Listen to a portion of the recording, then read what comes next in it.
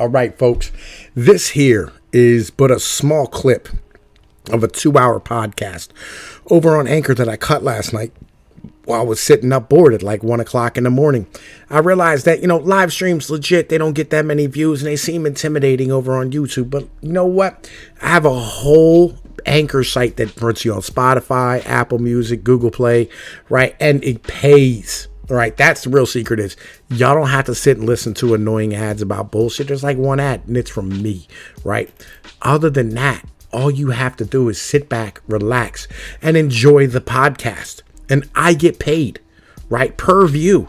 It's not even like every 1,000 views. Y'all get paid per view. It's beautiful. It's a great way to do things. We're going to go on BitChute as soon as they do that live streaming shit. We'll move most of this platform the fuck over there and handle business and get it done. Once I have a free speech zone that I can say whatever the fuck I want and do whatever the fuck I want and an actual audience to come over and listen, I'll move. But I'm going to tell you what, there's lots of stuff over here that I'm actually getting, I can actually make money and enjoy myself. And there's tons of content that isn't on YouTube anymore. So, in the meantime, y'all need to come over here, have some fun, enjoy the podcast and stuff. I got like 20 or 30 episodes over here. Legit. Come and have fun. Link will be in the motherfucking description. All right. Peace be like one, man. Later. That looked like Hornswoggle fighting the Big Show and shit. Hornswoggle, Andre the Giant and the bitch. That looked like fucking what's her name, Nikki Bella trying to fight like Mark Henry and shit. It looked like Rey Mysterio, trying to fight the Big Show. That's what the fuck it looked like. Have you ever? Hey, did you see Rey Mysterio versus Randy Orton? He looks like a midget compared to Randy Orton. It's really bad. Yeah, Randy Orton's like fucking 6'4", 6'5" or something. He's got to be. Like, did you see the new Vice documentary on motherfucking Chris Benoit? Chris Benoit. Yeah, I watched both episodes. Nah, I haven't caught that yet. I tried to tell you, Eric. I think. Well, the Dark Side of the Ring. Yeah, I watched both episodes. They covered Eddie. Oh, they covered the wife, Eddie Guerrero. They had Eddie Guerrero's wife, the sister-in-law of Chris Benoit's second wife who died, and they had David Benoit. It was one of the best things. What was the there was some instance where Chavo Guerrero was like looking at potential murder Chavo charges. Yo, can I touch on the Chris Benoit thing on? Because please do. Oh yeah. Because I feel for Chris Benoit and how the fuck he was portrayed, right? Absolutely. Because I'm gonna be real with you, right? Let me put this like this, okay? Because I've been in this type of position before, right? Where it could have easily went the other way, and I could have been Chris Benoit. You know what I'm saying? Right.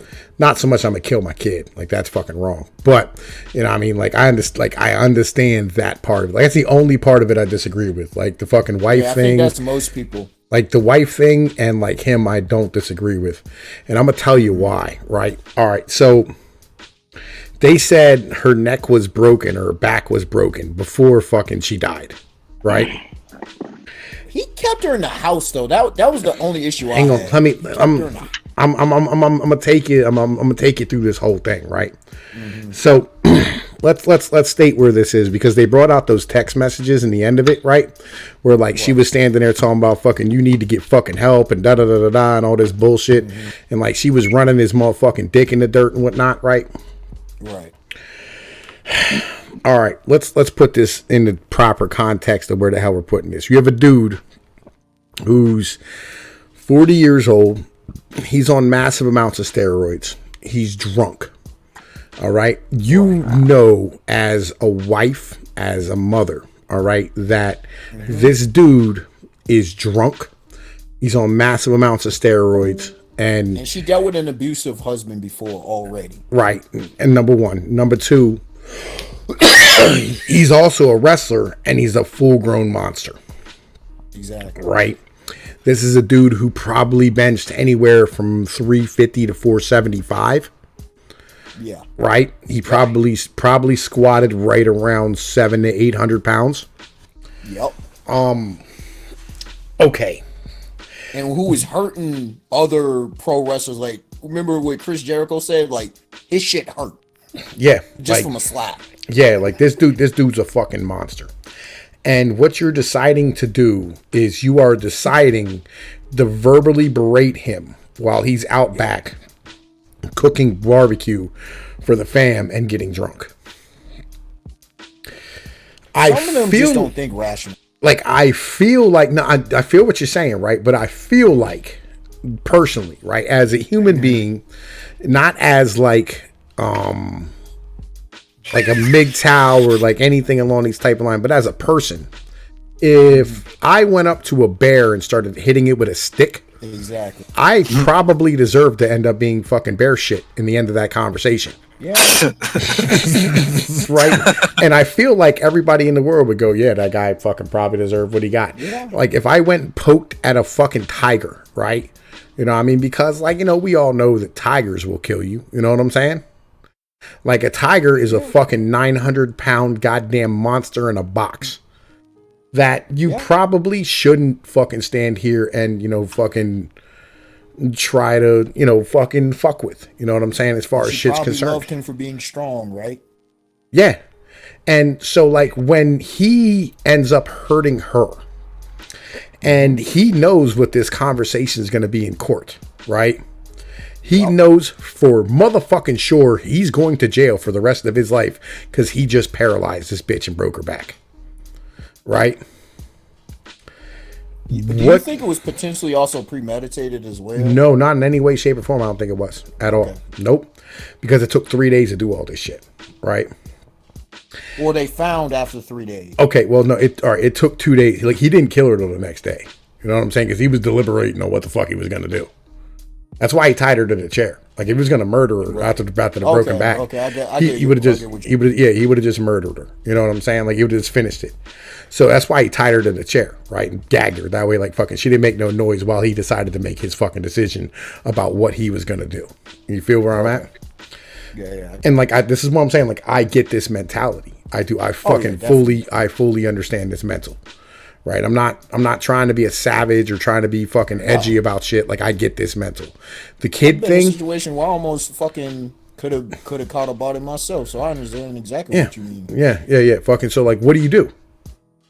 What do you do as a human being at that point? Because this is dangerous. Walk away is what I try to do, so I don't hurt somebody. I feel where you are, right? But what happens when you're drunk and you made a mistake?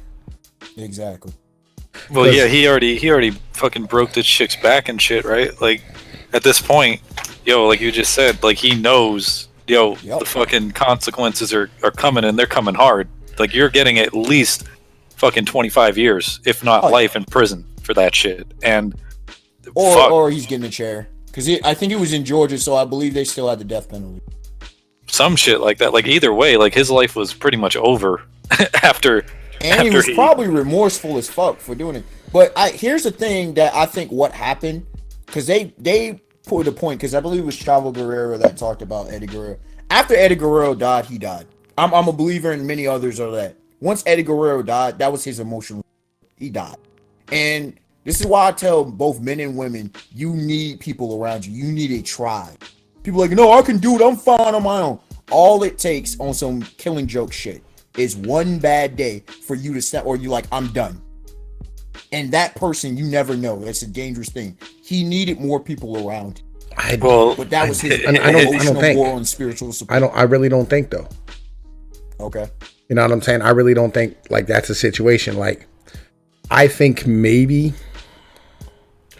because, like, I don't know of a relationship I have in my life where I would be that fucked up if somebody died, other than my kids.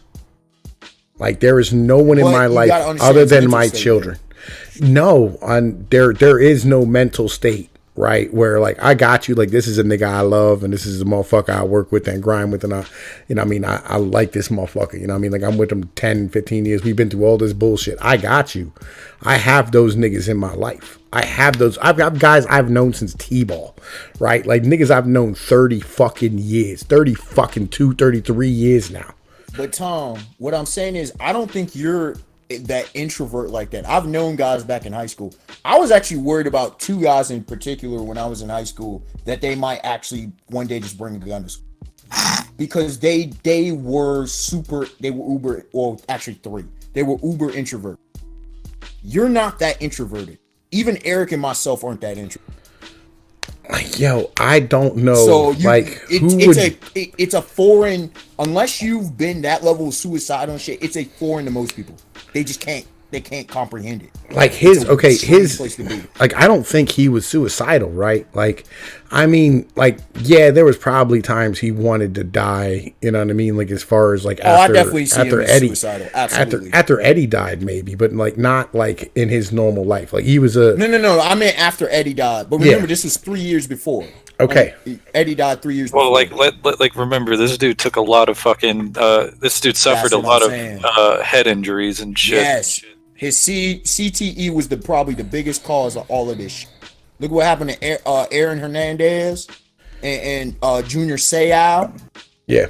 I mean, okay, so the head trauma changed them, bro. Yeah, I feel you. Like, I know the deal. And this is why, like I'm saying, like, I feel like nobody really, you know what I mean, put it on that level in this documentary where, you know, right, you're going to go, oh, man, you know, I want to fucking stand here and, you know, how do I put this? Nobody sat here and said, hey, look, this is probably what happened. Everybody goes, he's just a piece of shit. Fuck him.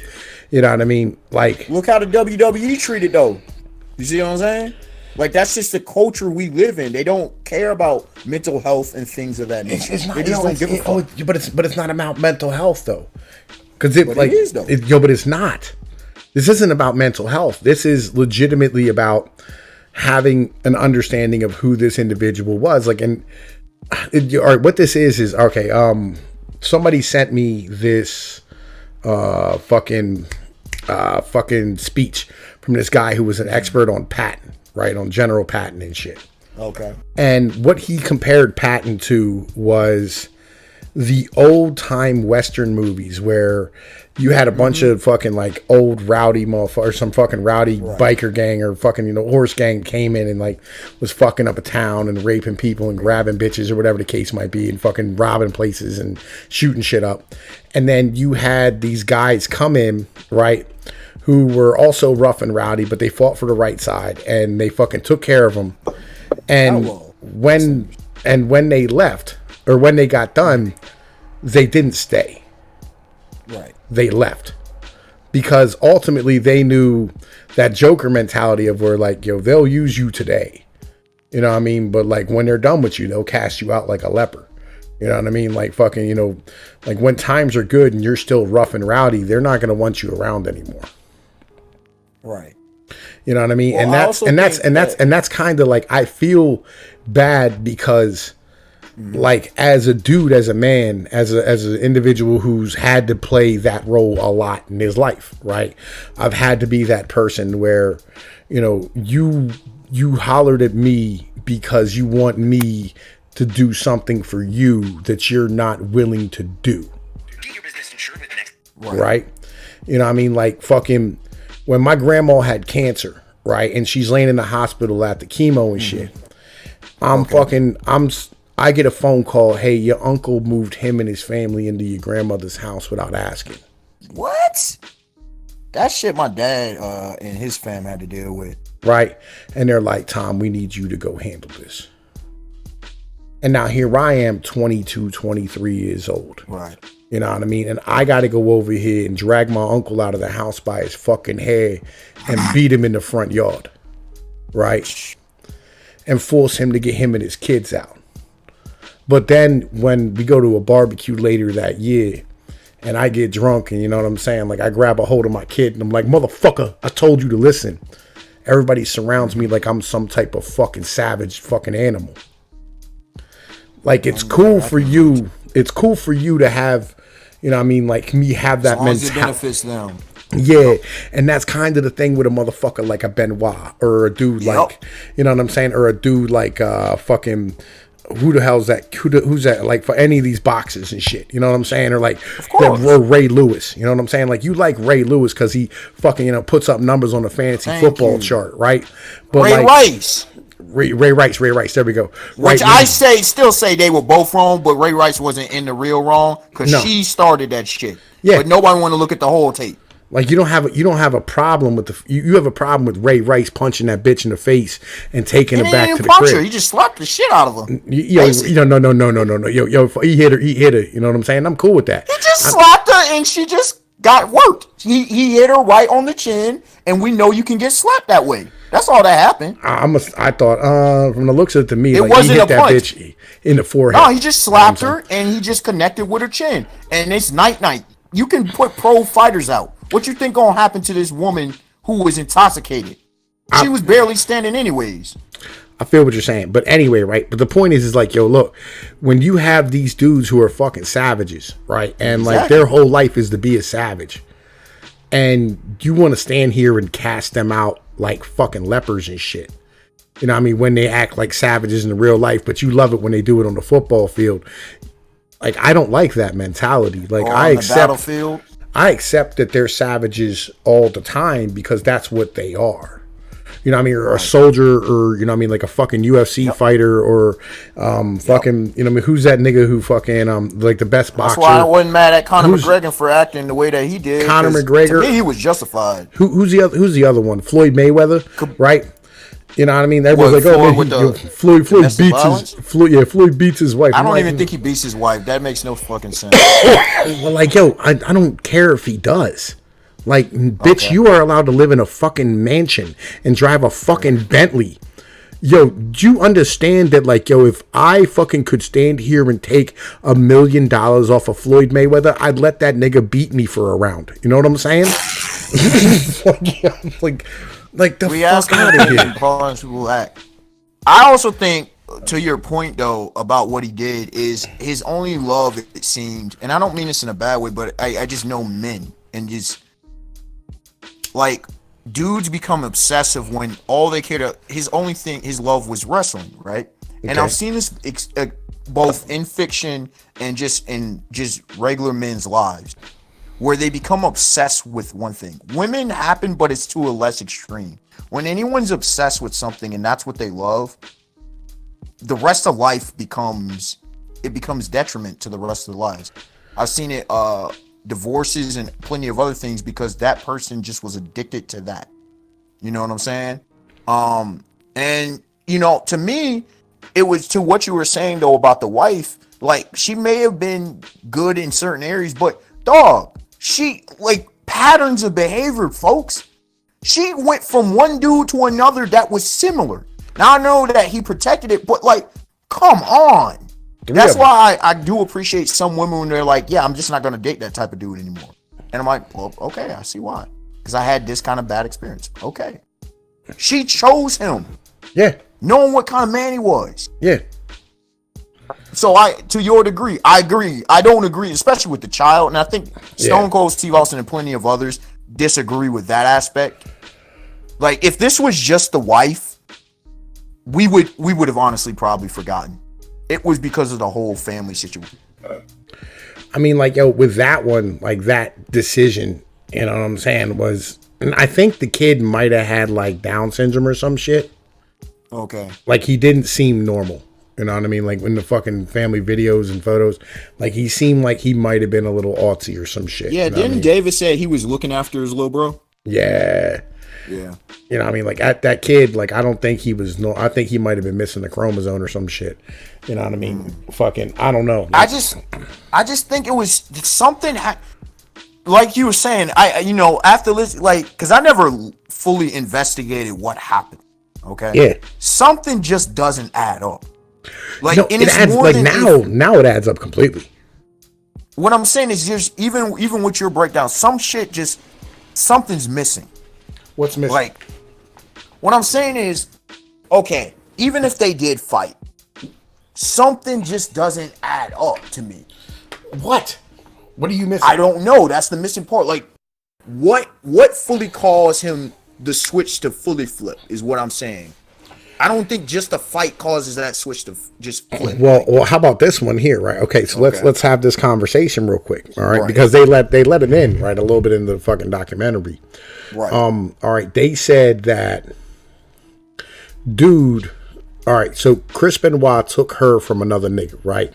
Right. And that other nigga he took her from, when he did this, fucking like it was not so much like the in-ring persona. It was when that motherfucker started putting hands on her or whatever, and then Chris had to like stop that shit, right? And she was looking for safety. They said that there was another dude who came over and got Chris. Wait, say that again. That got him. What? I don't know. They said he had to come over and like fucking, you know what I mean, handle Chris and stop him from motherfucking doing some dumb shit. I noticed that too. That's why I'm saying like she might have been fucking that nigga. Pay no kind of attention to like how did none of these folk? Because if that was me or some of the folk I know, we would have cautioned her. Like we understand he's friends, but understand what kind of man he is. I've had to caution female friends about this kind of shit. Right. I mean, some like, listened, some didn't.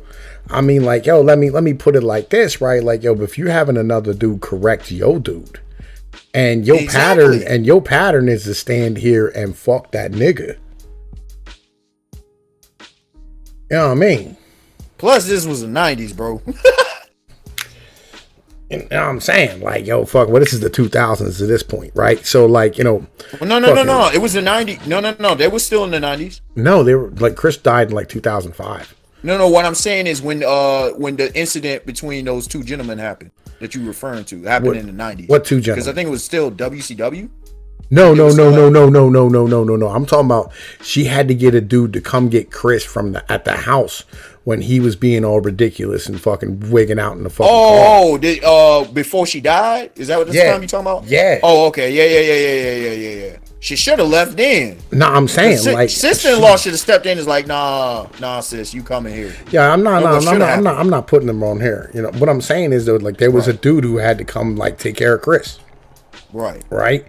When Chris was wilding the fuck out on her. Right. And so like, you know what I mean, when you know what I'm saying, like she had some other dude coming to correct her man. You know what I mean? Yeah, exactly. Like, yo, she might have been fucking that dude. I mean, when she was at her sister's house piping somebody else. You see what I'm saying? There you go. Now you see what pattern of behavior she saw. That's a possible missing link that I was looking for. Because they, like I said, just them having an argument ain't gonna cause you. Because we've all been in there, you know. We've all been in situations where we've had it out and hashed it out, no matter how the lengthy of the relationship. Some people think, just because it was a short-term relationship, that doesn't mean anything. I mean, I'm gonna tell you like this. Like when I'm drunk, right? Like I'm lights out drunk. And I'm not talking about like, you know, you're just like whatever. I'm talking about like I'm fucked up, right? You get blacked out? I don't go that far. Like when I get to the point where like, you know what I mean, I'm there. Like you ever been to the point where like you're lost inside of your own body? Yeah, see, I don't do that. I've been high like that, but I don't do stone. You're right. I don't do stone. I've been high as shit one time, and it was exactly that. I smoked some shit called Hindu Kush. When somebody's weed is named after a whole fucking religion. That's what you should have known, bro. Kush and Hindu. Bro, come on now. Yeah. But I'm saying, like, yo, like, so when I got to the point where, like, legit, I was sitting here and, like, I'm lost in my own body, right? Right. And this bitch legitimately was standing here just literally over top me. I have, like, my head, I'm looking ahead and I'm not really listening. Y'all are so old. Y'all giving each other's Facebooks. Disgusting. Yo, fucking bitch ass. We live, by the way. Yo, they ain't even here. Right, we ain't live, but we're fucking recorded. Right, fucking, fucking like yeah, so like I'm standing here and like I'm fucking drunk, right? And like I'm just staring at like the table and shit. But I'm not at a table, like I'm sitting in a chair, like there's a table like across the room. And I'm just sitting here staring at it. And like this bitch just starts talking reckless, just all types of you're a piece of shit and fuck you, you ain't that dude, all this type of shit, just trying, she's unloading all the barrels, right? And like, you know what I'm saying? Like that shit starts ringing in my motherfucking ears, right? It's ringing in my ears. I'm just like, right? And I'm like, I'm just sitting there stewing. You know what I'm saying? I'm like, I'm gonna let this bitch go. I'm gonna let this bitch go. I'm like, what you just say, bitch? Like, yo, I'm gonna let this bitch go. What you just say, bitch? I'm gonna let this bitch go. What the fuck you, bitch? And like literally, like, so I'm going to end that one on a cliffhanger. You want to hear how that story finishes, how this whole conversation finishes, you're going to have to go over to Anchor and check it out. You know the situation. Link will be in the description, my friends. In the meantime, man, look, enjoy the rest of your day. Enjoy what you're doing. And I'll holler at y'all tomorrow. Peace be like one. Later.